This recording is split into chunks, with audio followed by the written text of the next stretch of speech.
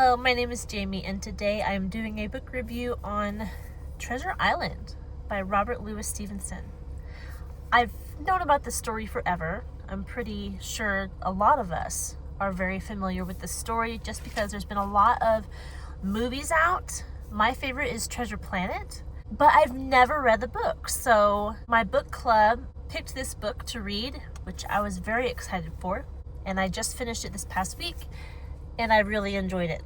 Now, I will say, surprisingly, I still like Treasure Planet more. It's just that movie has been a part of my childhood. I'm emotionally attached to it. I love that movie. The book, Treasure Island, is a lot darker than the movie, Treasure Planet. I have not seen the Muppet Treasure Island. I've heard that that is a really good one and that it's a lot of people's favorite. So I need to watch that one with Tim Curry, I believe his name is. If you're not familiar with the story of Treasure Island, there's a boy, his name is Jim Hawkins. He has lost his dad and he is trying to help his mother run the inn. A pirate comes to the inn. His name is Billy Bones, and he's just very rough. Everyone is a little bit afraid of him because he has these tempers and you never know when he's going to pop off, you know? He's always telling Jim to watch out for the one-legged man. And Jim's like, he kind of thinks that the warning is a little bit of a delusion of Billy Bones because he drinks a lot and he's always raving and he's always singing. So he seems like he's kind of not all the way there. So Jim Hawkins kind of didn't really take him seriously when he was warned about the one-legged man. Eventually, the people that Billy Bones is running from find him. I don't want to give away a ton, but at the very beginning of the book, Billy Bones does die. Once he dies, Jim Hawkins finds a map among his goods and he takes it. Circumstances happen so that Jim is on a ship with a captain and a crew and the local doctor that is a friend of the family for him.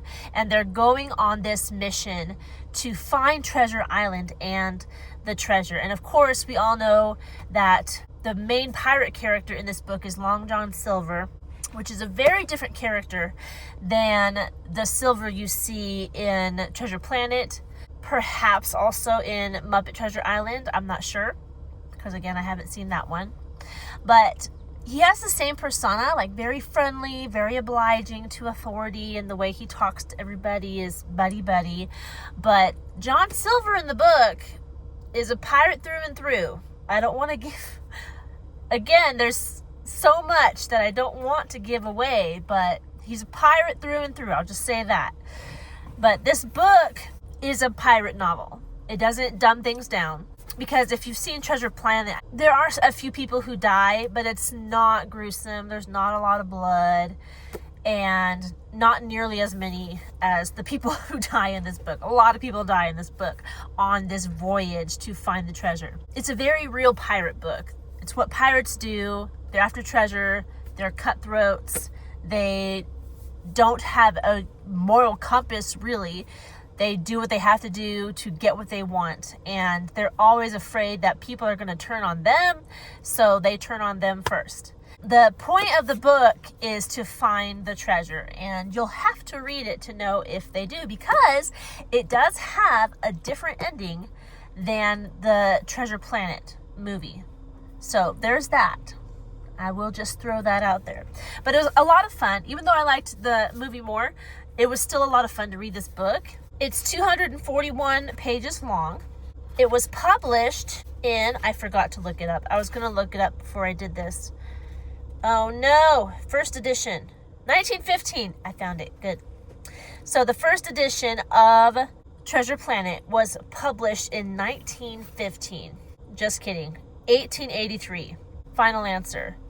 They have so many dates on this page. What's going on? Okay, I'm reading it word for word. The first edition was published by Castle and Company in London in 1883.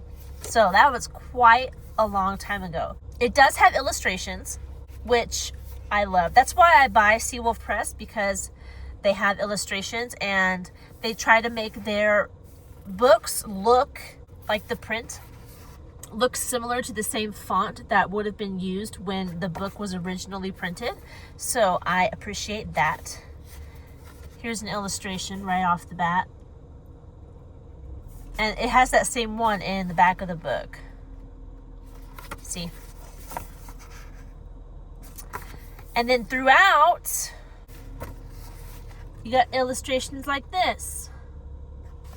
I don't know what you would call them. What is that art style where you draw like a bunch of lines and all the little lines together form the picture? I'm not sure what that art style is called. But there were a lot of illustrations throughout this whole book, which I loved. As far as the morality lessons that are to be had within this novel, there's not a lot. It wasn't preachy. It wasn't trying to teach anything. I think it was just a fun novel for kids at the time. Good and evil is very obvious. You know who are the good guys. You know who are the bad guys. And the good guys and the bad guys get what's coming to them. There are both good and bad guys who lose their lives along the way, but ultimately in the end, good triumphs over evil. And that is a lesson in itself, that good needs to be rewarded. It doesn't always happen in every book, and I think that is realistic. Eventually, God does bring justice, but some of that we're not going to see on this earth. In real life, sometimes people do horrible things and just get away with it, and that sucks. But in this book, good does triumph over evil in the end. I actually don't have a lot to say about this book. It was a really fun story. I would beware who reads it. I looked up the reading level and it said 5th grade, and I think it's a little bit more difficult than 5th grade. I'm sure they could attempt it. It's based on the books that I've been reading that have been deemed 5th grade level, and I've been putting them in my 5th grade playlist on YouTube. I'm surprised that this would be considered 5th grade because it is much more difficult than the books that we've been reading that have been said to be 5th grade reading level. I would put this at least at 7th grade. I'm not saying 5th graders can't read it. If you have a 5th grader that is able to read this, let them try it, I suppose.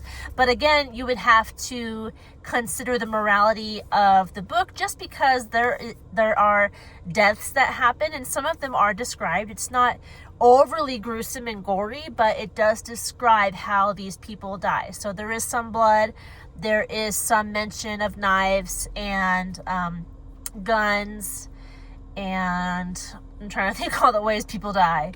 I think it's mostly knives and guns.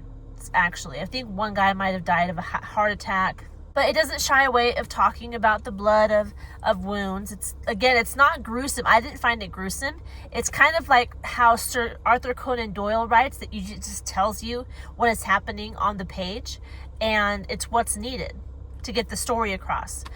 It's not dumbed down, but it's also not too much. So as a parent, if you're letting your kid read a book like this, just keep that in mind, that there is a little bit of, I don't want to call it gore. It's not gory. People who get killed, we'll say that. So that is in here. Watch out for that. But as far as just reading level itself, the ability to read the book, I would put it at 7th grade. But again, I'm an adult and I read this and I really enjoyed it. So 7th grade and up, if you want to read this book, read it. I mean, there are a lot of adults that would probably struggle to read this book. So reading level, whoever wants to read it. But I don't have anything else to say about the book. It was fun. I enjoyed it, and I'm glad I read it. And I want to read more books by Robert Louis Stevenson. I know he wrote Dr. Jekyll and Mr. Hyde. So I'm looking forward to reading that one in the future. Probably around October would be fun. I don't know about this year, but eventually, for sure, I will be reading that book. I don't have anything else for you today. I hope you're doing well. If you have any questions about this book, leave them down in the comment section below. And if you want to see more content like this video and subscribe to this channel. And I will see you in our next one. Goodbye.